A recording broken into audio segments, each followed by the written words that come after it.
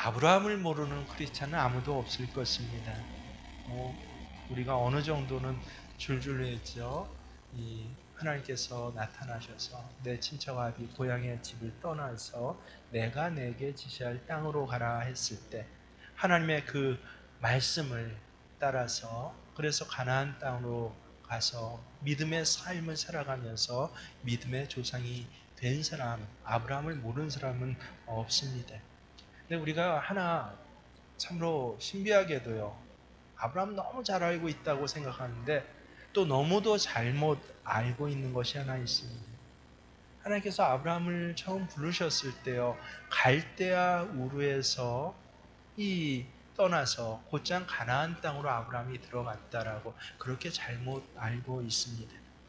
근데 성경을 자세히 보면 절대 그렇지 않습니다.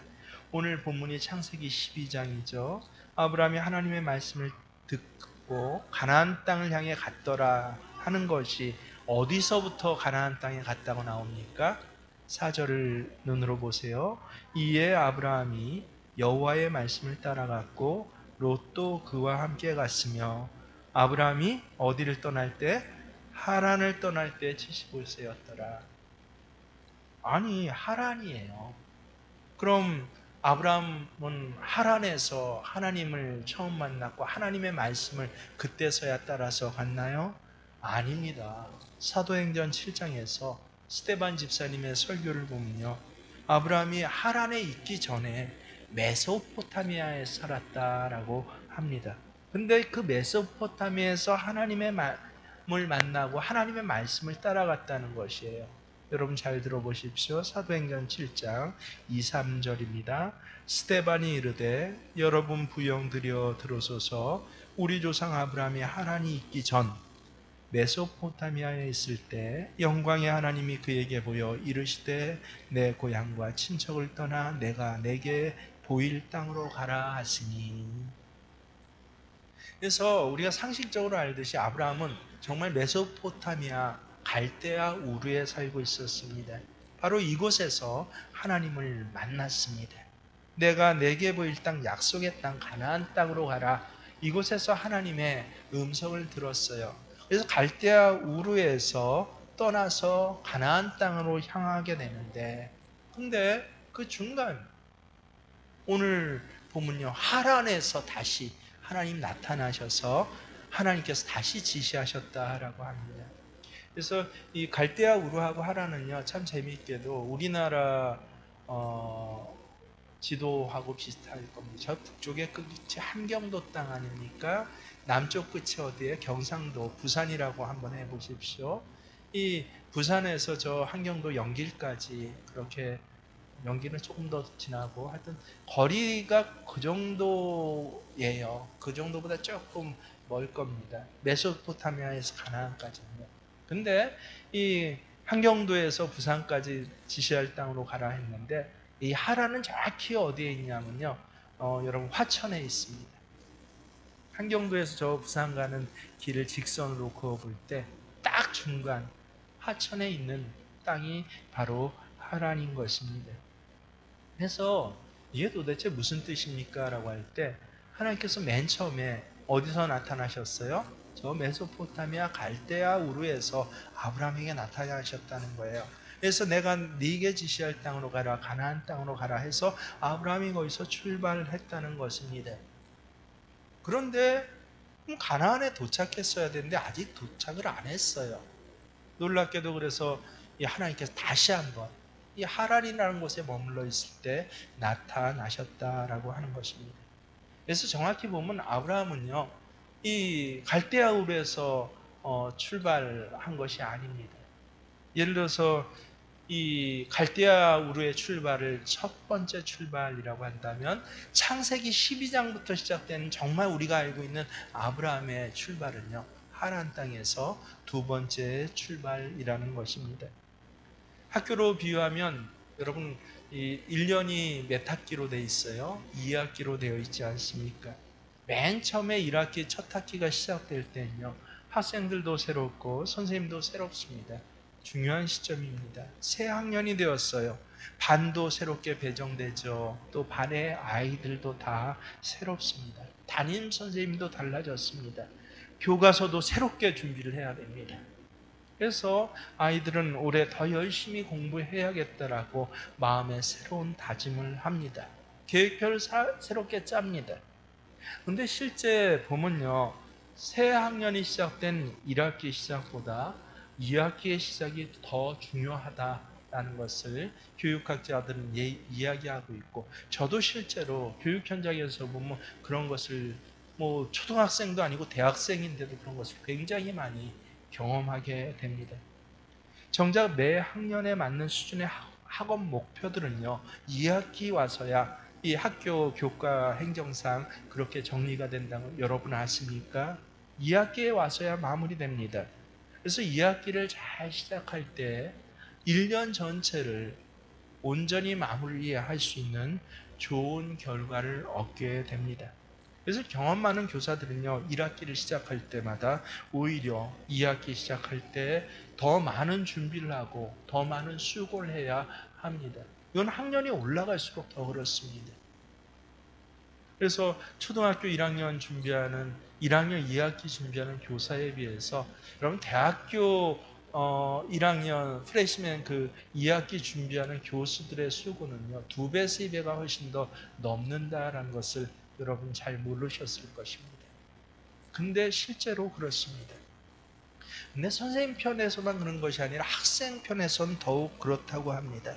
새 학년이 되어서는요, 우리 다 그렇잖아요.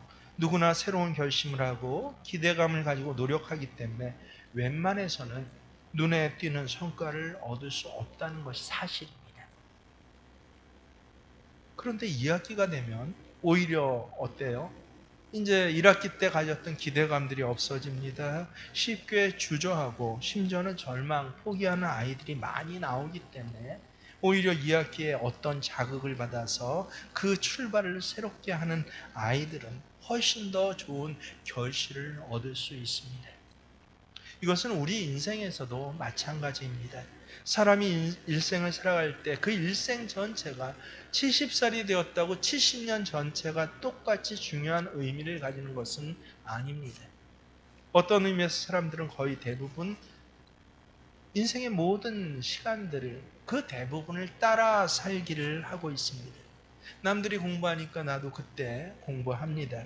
남들이 직장 생활할 때쯤 나도 직장 생활합니다. 남들이 결혼하니까 나도 결혼합니다. 그래서 그에게 중요한 것은 언제나 뭐에 따라 살기예요. 적어도 남들 하는 만큼 해야지. 하지만 이것은 진정한 의미에서 의미 있는 삶이 아닙니다. 뭐 여러분도 많이 아실 것이에요. 여러분이 잘 알고 있는 어떤 그 유명 인사들을 보십시오. 한 소년을 예로 들어 생각해 보십시오. 그 소년은 아주 사고뭉치였습니다. 자신의 삶의 의미를 전혀 알지 못한 채 그냥 남들처럼 살아가고 있었습니다. 그런데 어느 날 유명한 코치의 눈에 띄면서부터 그의 삶에는 근본적인 변화가 일어나기 시작했습니다. 아무 쓸모없는 사고뭉치에서 일약 세계적인 스포츠 스타로 발돋움하게 된 것입니다. 그래서 실제로 이번에 하루밖에 안 됐는데 금메달 딴 우리나라 선수도 있지만 뿐만 아니라 세계 몇몇 나라 선수들이 있는데 여러분 그들의 그 배경을 한번 조사해 보세요. 3명 중에 하나는 이런 배경을 갖고 있었어요. 삶의 의미를 모르고 내 가치를 모르고 그냥 남들처럼 학교 다니고 동네에서 놀고 또 가정 불우하면 불우한 대로 그렇게 여러 가지 핑계를 대며 살아가다가 어느 날 우연히 뭐 전문적인 코치가 아니라도 좋아요. 그의 재능, 능력을 관심 있게 보아준 그 한 사람으로 인해서 내 인생이 이렇게 바뀌었습니다라고 하는 그런 고백들을 여러분 그것도 어쩌다 한번 금메달 딴 사람이 아니라 예를 들어 펠프스와 같은 사람 금메달을 뭐 한 번에 5개씩 지금 몇 회 올림픽에 걸쳐서 따고 있지 않습니까? 그런 사람들의 고백이에요. 이런 사람들의 삶에서 참으로 의미 있는 출발은 언제 이루어졌습니까? 바로 그 코치를 만났던 그해 그 시간부터 그의 시간은 의미가 있어진 것입니다. 이런 사람의 인생의 달력은 바로 그 순간부터 비로소 자기 인생의 달력이 넘어가기 시작한 것입니다. 오늘 아브라함도 마찬가지입니다. 아브라함은 이미 저 갈대아 우르에서 하나님을 만났어요. 거기서부터 신앙생활 시작했어요. 거기서 우상을 버렸고 거기서 하나님 신앙으로 그는 분명히 개종했습니다. 그래서 그는 모든 것을 정리해서 그 갈대아 우를 정리하고 가나안 땅으로 그렇게 출발했습니다. 참으로 옳은 일이요 참으로 잘한 선택입니다. 그런데 성경을 보면요, 아브라함의 출발 장면에 대해서 우리가 흔히 상식적으로 알고 있듯이 12장부터 아브라함의 이름이 나오는 것이 아닙니다. 여러분 눈으로 확인해 보세요. 12장 우리가 1절부터 읽은데 바로 11장을 보십시오. 31절을 보십시오.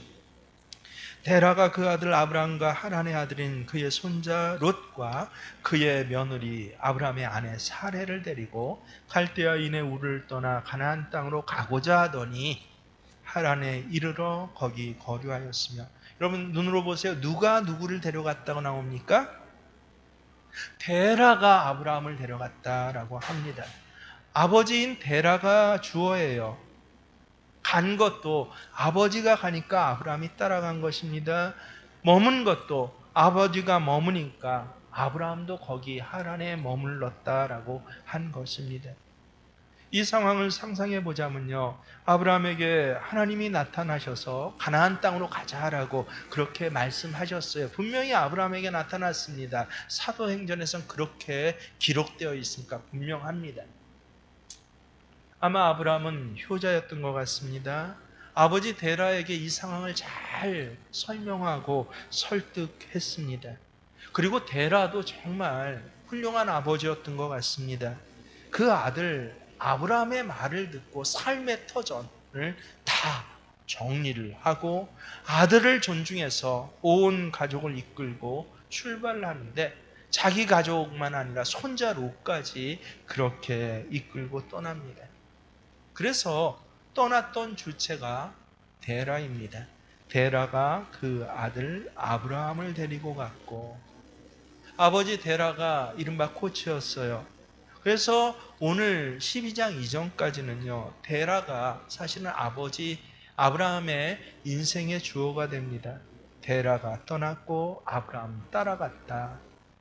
그런데 오늘 하란에서 데라가 죽고 나자 아브라함은 새로운 인생의 코치를 만나는 것입니다. 누구입니까? 바로 하나님이세요. 12장 1절입니다. 여호와께서 아브라함에게 이르시되 너는 너의 고향과 친척과 아버지의 집을 떠나 내가 내게 보여줄 땅으로 가라. 여호와께서 누구에게요? 아브라함에게 이르시되, 하나님의 말씀이 아브라함에게 임했습니다. 하나님의 말씀이 임하고 나서부터 아브라함은 더 이상 이전의 아브라함이 아니었어요. 이전에는 그냥 꽤 괜찮은 사람이었습니다. 아버지의 말을 잘 듣는 효자였고 친척들을 잘 보살피는 마음씨 좋은 아저씨였습니다. 그리고 아브라함의 행한 평소의 체질을 보면요, 무슨 일이 생길 때면 여러 사람을 불러 모아 의논하고 그 의견을 잘 조율하는. 그래서 아브라함이 요새 국회 청문회 같은데 위원장 맡았으면 참 좋을 것 같아요. 잘 누구도 이 원한 없이, 누구도 원망 없이 그렇게 조율하고, 그리고 사람들을 기가 막히게 설득하는 그런 인격자였습니다. 근데 신앙적으로는 어떻습니까? 아버지 데라를 따라가는 사람이었습니다.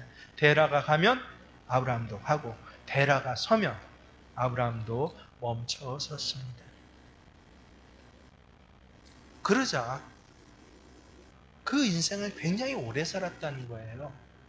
성경엔 정확히 나오지 않지만, 하지만 오늘 12장 1절부터 아브라함의 인생이 바뀌는 것은 바로 이 하란에서 하나님의 말씀이 아브라함에게 임했던 바로 이 순간부터였습니다. 여러분, 나의 삶의 자리에 진짜 달리기가 시작되는 순간 언제입니까? 하나님의 말씀이 내게 임했고 하나님의 말씀이 나를 붙잡던 그 순간입니다. 그 전까지는 아무리 종교 생활을 오래 해왔고 예배에 빠지지 않고 예배 드렸다 해도, 아무리 하나님께서 나를 인도해 주셨다고 해도 나의 삶은 결코 시작된 것이 아닙니다. 갑자기 하나님의 말씀이 나에게 임해서 나를 붙들고 내가 전혀 생각하지도 않았던 어쩌면 엉뚱한 길과 같은 그런 길로 나를 데려가는 그 순간부터 의미 있는 시간이 비로소 시작되는 것입니다. 일요일이니까 그냥 성경책 찾아서 교회에 오는 것 아닙니다. 아내가 교회 가자고 하니까 왔고 예배 마쳤으니까 그냥 가는 것입니다. 팀장들이 팀 예배 참석하세요라고 하니까 참석하고 목사님이 제자 훈련하십시오라고 하니까 그 어려운 제자 훈련도 그냥 따라 하는 것입니다. 어쩌면 오늘 여기에 계신 분들 가운데 이렇게 대라를 따라 여기 와 앉아 계신 분들도 꽤 있을지도 모릅니다. 내가 내 발로 걸어서 왔지만 실제로는 여지껏 이 예배 자리 대라에 따라서 그렇게 예배 드린 분 안 계십니까? 그러다 오늘과 같은 날 문득 하나님의 말씀이 내게 임했어요. 나를 붙잡고 생각하지도 못할 곳으로 끌고 가기 시작하면서 새로운 아침이 시작되는 것입니다.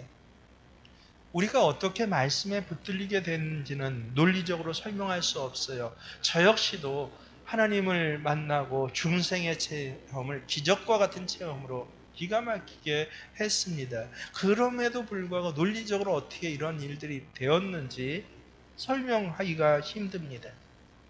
근데 성경에서는요, 아주 명확한 단어 하나를 가지고 이 과정들을 설명하고 계십니다. 어떤 단어인지 아세요? 바로 믿음이라는 단어입니다. 히브리서 11장 8절에 보면요, 오늘 이 창세기 12장 말씀을 갖다 다르게 그렇게 표현하는데 얼마나 간단히 표현하는지 모릅니다. 잘 들어보세요. 믿음으로 아브라함은 부르심을 받았을 때 순종하여 장래의 유업으로 받을 땅에 나아갈새 갈 바를 알지 못하고 나아갔습니다. 믿음으로 아브라함은 하나님의 말씀이 임하시고 그 말씀에 따라간 것, 이것을 갖다 단 한 단어로 믿음으로라고 표현하고 계십니다. 여러분, 이 믿음은 정말 얼마나 중요한지 모릅니다. 사랑하는 여러분, 여기 예를 들어서 한 식구일지라도 두 사람이 예배드리고 있습니다. 늘 꼭 같이 나와서 예배드리고 같이 돌아갔어요. 근데 어느 날 갑자기 한 사람은 예배가 끝나고 성령 충만해서 용기가 백배해서 새로운 의욕을 가지고 벌떡 일어나서 찬양하면서 삶의 자리를, 이 인생의 믿음을 도전할 자리로 그렇게 찬양하며 돌아갑니다. 근데 또 한 사람은 예배드리고 하는데 아무것도 일어나지 않는 것처럼 그냥 돌아가요. 그냥 자기 자리로 돌아가고 그냥 인생의 자리에서 또 따라하기를 시작합니다. 무슨 차이가 이 두 사람 사이에 있습니까? 같이 말씀을 들었어요. 비슷한 삶의 터전에서 비슷한 성품을 가지고 살아갑니다. 어떤 차이입니까? 한 사람은 말씀을 그냥 들은 것이요, 다른 한 사람은 말씀을 믿은 것입니다. 말씀을 듣는 것과 말씀을 믿는 것은 이건 하늘과 땅의 차이입니다. 제 말이 아니라 성경 말씀이에요. 히브리서 4장 2절 말씀, 눈으로만 여지껏 찾았는데 직접 찾아보십시오. 너무 중요한 말씀이 있습니다. 히브리서 4장 2절의 말씀입니다. 오늘 말씀의 키포인트가 바로 여기에 있습니다. 히브리서 4장 2절의 말씀, 성경 없는 분들을 위해서 혹시 곧장 요 한 절 보여줄 수 있나요? 스크린으로 보여줄 수 있으면 한번 보여주세요. 히브리서 4장 2절의 말씀입니다.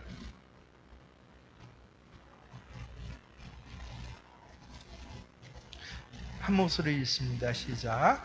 그들과 같이 우리도 복음 전함을 받은 자이나, 끊어서 읽으세요. 들은 바 그 말씀이 그들에게 유익하지 못한 것은 이제 정말 중요한 겁니다. 시작. 듣는 자가 믿음과 결부시키지 아니함이라. 말씀을 들었어요. 들었는데도 유익이 되지 않더라. 많은 사람들에게. 두 사람에게 똑같이 말씀이 들려졌는데 한 사람에겐 유익이 안 될 수도 있어요. 그 차이가 뭐라고 합니까? 왜? 듣는 자가 믿음과 결부시키지 않아서 그렇다라고 하십니다. 그렇습니다. 그래서 말씀은요, 믿음과 결부되어야 합니다. 말씀을 듣는 것으로 끝나서는 안 됩니다. 조금 있으면 듣는 것은 다 잊어버려요. 감정으로 끝나서는 안 됩니다. 3일 지나면 감정 다 희석됩니다. 그러면 도대체 말씀을 믿음과 결부시키는 걸 도대체 어떻게 해야 가능할까요? 그게 오늘 본문 창세기 13장 3절에 나옵니다. 이에 아브라함이 여호와의 말씀을 따라갔고, 이에 말씀을 따라갔고. 그렇습니다, 여러분. 믿음은 그렇습니다, 내가 믿습니다라고 큰 소리로 외치는 것이 아닙니다. 믿음은요, 말씀을 따라가는 것입니다. 저는 말씀에 붙들려 간다라는 그런 표현을 좋아합니다. 따라가는 건 내가 자주적으로 따라가서 너무 좋은 것이지만 자주적으로 의지가 혹 없을지라도 말씀에 붙들려 갈 때, 붙들려서라도 갈 때 그것을 우리는 때로는 끌려가는 것 아니냐라고 하는데, 아니요. 하나님 그걸 뭐라고 말씀하셨다고요? 한 단어 시작. 믿음이라고 말씀하신 것입니다. 그래서 신앙은요, 이 세상에서 새로운 종교를 가지거나 종교적인 지식을 더 많이 배우는 것 신앙 아닙니다. 말씀에 붙들려서 이전에는 전혀 경험하지 못했던 새로운 방식으로 이 세상을 살아가는 것이에요. 새로운 방식으로 예배의 자리부터 삶의 자리, 가정의 자리, 삶의 터전들을 일구어가는 것, 이게 바로 믿음인 것입니다. 여러분, 어느 날부턴가 이 예배 시간에 말씀에 붙들렸더니요, 찬송하는 게 달라졌어요. 그전에는 웅얼웅얼했습니다. 근데 말씀에 붙들고 나니까 이 찬송을 신앙 고백과 같이 합니다. 목젖이 보이도록 합니다. 그리고 내 소리만 들리는 것 같이 뜨겁게 하나님께 찬양을 하는 것이에요. 그날부터 그의 믿음의 인생들은 달라지는 것입니다. 반대로 체질에 어느덧 익혔어요. 첫 번째 출발을 했습니다. 목사님 늘 찬송을 목젖이 부르도록 내 목소리만 들리도록 신앙 고백처럼 하라고 그랬지, 연습을 했는데 그게 체질에 안 닿았어요. 어느새 옛 체질로 돌아갑니다. 우리 코로나 시대가 그랬어요. 전 세계적으로 찬양의 영을 다 말아먹겠구나, 세상만. 정말 2년을 마스크 투고 웅얼웅얼 했더니 찬양의 영성을 다 말아먹어 버렸어요. 찬송 부를 때 찬송을 안 불러요. 옆 사람하고 이야기합니다. 딴짓하고 딴 생각합니다. 그래도 마스크를 가려놨으니 표가 나지 않아요. 얼마나 편한지 몰라요. 고개도 숙이고 찬양 부르는 사람들이 있죠. 어떻게 찬양을 고개를 숙이고 부릅니까? 묵도하는 것도 아닌데. 첫 번째 출발은 했지만 두 번째 하란 땅에 머물면서 신앙이 그냥 그 자리에서 점점 도태해가는 사람들이 있더라라고 하는 것입니다. 중요한 게 무엇입니까? 이에 어떻게 했다고요? 아브라함이 하나님의 말씀을 따라갔고 새로운 방식으로 다시 시작하는 거예요. 비단 예배 시간에 목젖이 보이도록 찬양하는 것으로 끝나는 것이 아닙니다. 농사하러 가서 새로운 시간에 새로운 방법으로 농사하는 것입니다. 공부할 때 새로운 시간, 새로운 방법으로 공부를 해보는 것이에요. 어느 방법대로요? 하나님 방법대로요. 이렇게 말씀에 붙들려 가는 사람들에게 주시는 하나님의 복이 무엇입니까? 12장 2절과 3절을 우리 한 목소리를 또 정독하면서 읽습니다. 시작. 내가 너로 큰 민족을 이루고 내게 복을 주어 내 이름을 창대하게 하리니 너는 복이 될지라. 너를 축복하는 자에게는 내가 복을 내리고 너를 저주한 자에겐 내가 저주하리니 땅의 모든 족속이 너로 말미암아 복을 얻을 것이라 하신지라. 지금까지 세상에서 그냥 그렇게 나름대로 익숙해지고 편하게 어떤 의미에선 특혜나 안정된 생활이었는데 그것을 포기하고 오직 하나님의 말씀에 붙들려서 정처 없이 떠난 아브라함에게 하나님께서는 진짜 복을 주시겠다고 해요. 이 복은 재물이 아닙니다. 건강이나 장수도 아닙니다. 높은 지위도 아닙니다. 하나님께서 아브라함에게 주신 진짜 복은 무엇입니까? 한마디로 그의 특별한 지위였습니다. 그는 한 나라를 이룰 것이며 복의 근원이 될 것입니다. 세상 사람들은 아브라함을 통해서 하나님의 복을 아브라함을 통해서 누리게 될 것이다 라고 하는 것입니다. 하나님께서 아브라함에게 주신 복은 이 세상의 복이 아닙니다. 하늘에 속한 신령한 복입니다. 세상에서는 경험할 수 없는 하늘의 축복을 누구에게? 아브라함을 통해서만 내리겠다라고 하십니다. 하나님이 이 땅에 이미 많은 복을 주셨어요. 마치 악인이나 선인에게 똑같은 비를 내려주시는 것 같이 그 똑같은 비가 이미 주신 복입니다. 좋은 기후도 주시고 건강도 주시고 땅도 주시고 곡식도 주셨습니다. 근데 사람들에게 정말로 참으로 필요한 복은요, 누구나 그냥 기도해도 갖고 기도 안 해도 가질 그런 것 아닙니다. 예배 드려도 갖고 예배 안 드려도 가질 그런 것이 아닙니다. 이 세상 사람들이 누리는 복이라고 생각하는 것들은 다 간접적인 복입니다. 저는 그림자 복이라고 늘 제가 이야기를 합니다. 음식으로 말하면 주식이 아니라 간식거리예요. 왕의 식탁에서 떨어지는 부스러기입니다. 하나님의 말씀에 붙들려서 새로운 삶을 출발하는 아브라함은 하나님에게 이런 복이 아니라 복의 근원이 되는 복을 약속받고 실제 그 복을 받았습니다. 어떤 복이에요? 복의 근원? 그가 축복하는 모든 이에게 복이 임한다는 것이에요. 그 복은 하나님의 은혜와 용서가 임한다라고 하는 것입니다. 반대로 아브라함을 인정하지 않고 대적하는 자에게는요, 하나님의 저주가 임한다라고 하는 것입니다. 다시 말해서 이 약속은 하나님이 아브라함에게 하나님의 인장 반지, 이 인감 도장이죠. 우리로 하면 인감 도장을 내어준 것과 똑같습니다. 하나님은 하늘나라에 있는 모든 특권과 모든 축복을 아브라함 한 사람에게 주셨습니다. 그래서 이것을 사도 바울은 에베소서 1장에서 기가 막히게 다시 설명해 주십니다. 하나님은 하늘에 속한 모든 신령한 복을 주기 위해 우리를 부르셨다라고 해요. 우리가 이 세상 사람들에게 줄 수 있는 가장 귀한 선물이 무엇입니까?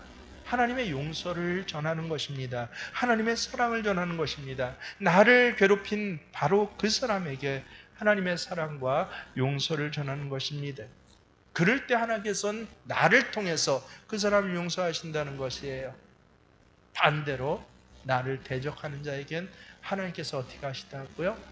똑같이 대적해 주시겠다라고 하는 것입니다. 이게 바로 아브라함이 받은 복이에요. 특별한 지위야. 이 땅에 살아가면서 정말 하나님께서는 아브라함을 왜 이렇게 존귀케 하셨습니까? 아브라함에게 어떤 자격이 있었기 때문이 아니에요. 오늘 말씀 그대로 오직 그가 이에 어떻게 했다고요? 하나님의 말씀을 들었을 뿐만 아니라 이에 말씀을 따라 갔더라. 그거를 하나님께서는 믿음이라고 말씀해 주셨고, 그래서 말씀을 따라간 아브라함을 믿음의 사람, 믿음의 조상이라고 하나님께서는 불러주셨습니다. 아브라함이 자신의 모든 능력과 재능을 하나님 말씀 안에 가두고 어린아이처럼 날마다 하나님의 말씀에 붙들려서 살기로 결심하고 한 걸음을 내딛었을 때 하나님은 하나님의 모든 능력을 이 한 사람 안에 가두셨습니다. 자기 힘으로 살고 있는 동안에는 그가 그리스도인이든지 아니든지 간에 하나님의 참된 축복이 임하지 않아요.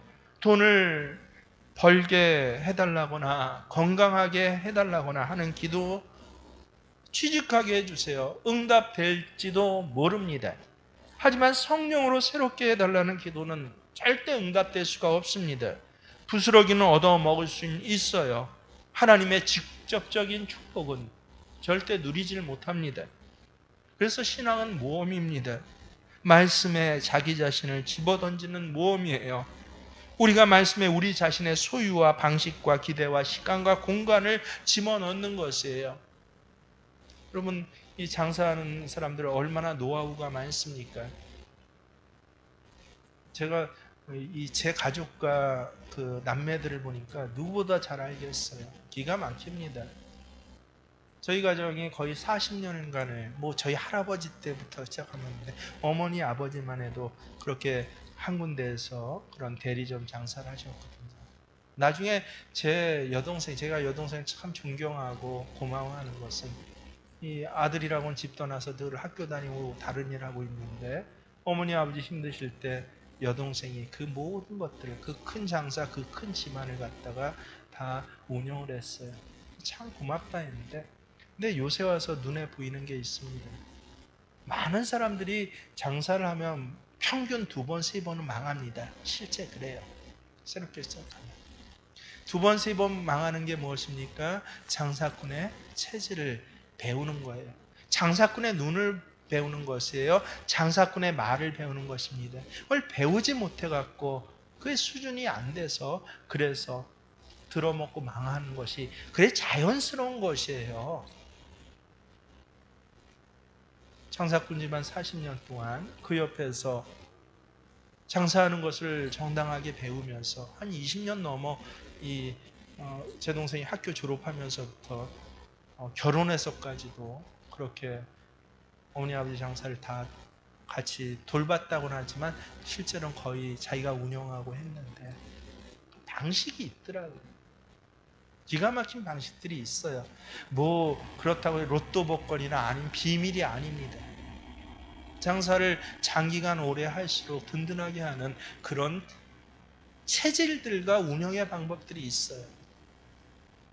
그런 방법들을 운영합니다. 여러분 농사 지을 때 농사 횟수가 오래될수록 한 10년 넘어가면 농사 방식이 있지 않아요? 농사 처음 짓는 사람은 2-3번 실수를 하고 써야 이제 그런 방식을 배우는 것 아닙니까? 근데 그 위에 더 놀라운 게 뭔지 아세요? 말씀을 따라 장사하더라. 세상에서 입증되고 안정된 방식을 넘어서서 말씀을 따라 농사를 짓더라. 이게 아브라함인 거예요. 말씀을 따라갔다는 의미인 거예요. 여러분, 애들이 공부 잘하는 법이 2가지가 있습니다. 교담과 강당과 애들 가르치면 알아요.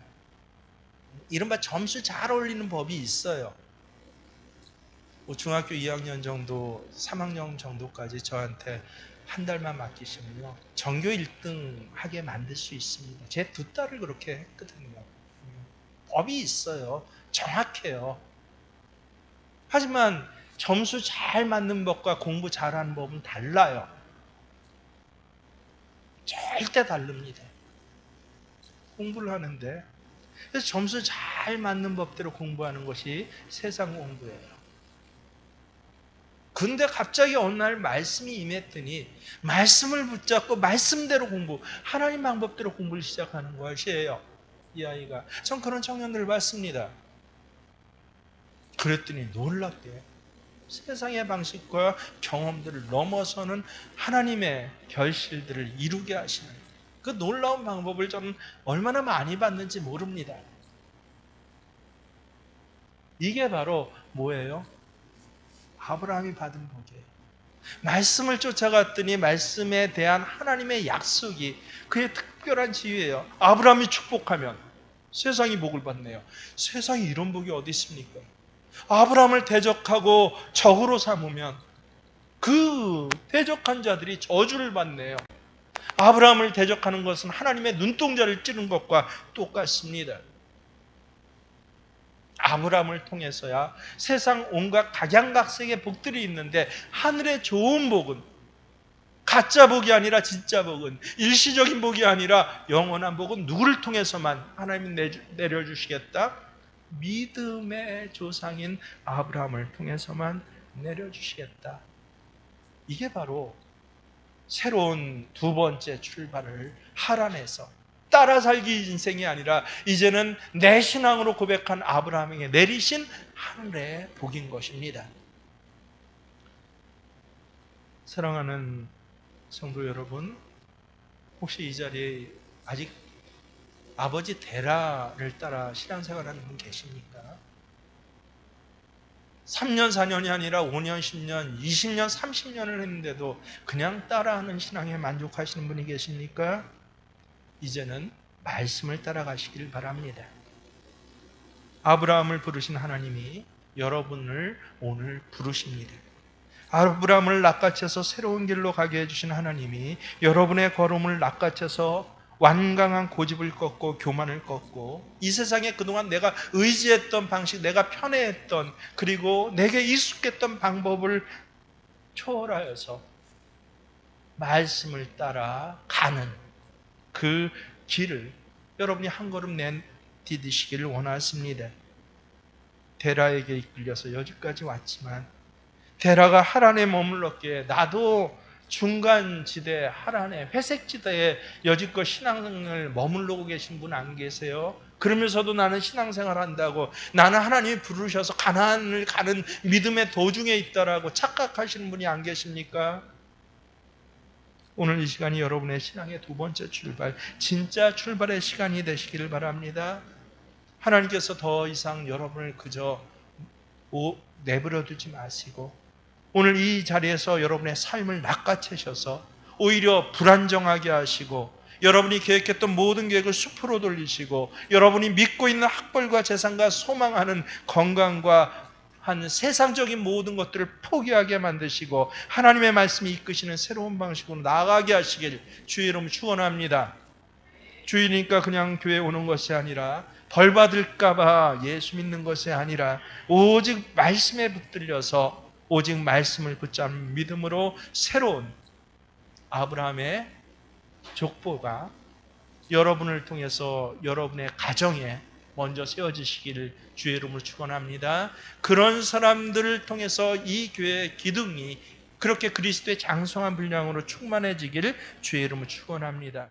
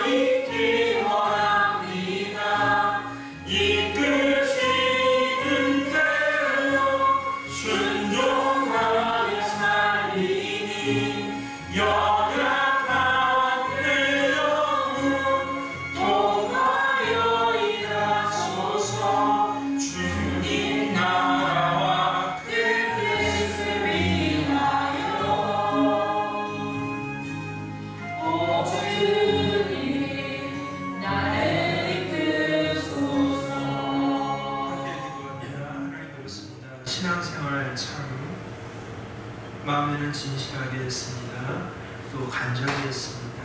또 많이 헌신하고 많이 충성했다라고 여겼습니다. 근데 오늘 내 삶의 자리를 보니까 가나안 땅이 아니라 하란 땅인 이 비참함을 말씀을 통해서 발견하게 하시고 감사드립니다. 신앙의 도중에 있다라고 생각했지만 그냥 아버지 따라서 하란에 머무는 것을 신앙생활이라고 착각을 했습니다. 하란에서 또 일과를 이루어서 이런 장사도 하고 저런 장사도 하고 또 이런 일도 하고 저런 일도 하면서 그것이 신앙의 경계 아니라고 착각을 했습니다. 하나님, 하란은 하나님 약속하신 땅이 아님을 알게 하여 주시옵소서. 75세 아브라함이 이 하란 땅에서 벌떡 일어나서 저 미지의 가나안 땅, 하지만 하나님이 말씀하셨기에 말씀을 쫓아서 한 걸음 내디딘 것과 같이 우리 모든 생명교회 정말 믿음의 성도들이 다시 한번 일어나서 말씀을 붙잡고 출발하는 이 놀라운 시작이 오늘 있어지게 하여 주시옵소서. 이제는 우리 주 예수 그리스도의 은혜와 하나님 아버지 지극하신 사랑 말씀과 성령님의 교통하심이 오늘 말씀을 쫓아서 다시 한번 몸을 일으켜서 하나님이 지시할 방향을 바라보고 믿음으로 한 걸음 내딛는 모든 예배자들 위해 그리고 그 믿음으로 살아갈 그 삶의 터전임에 함께 하시기를 간절히 축원하옵나이다. 네.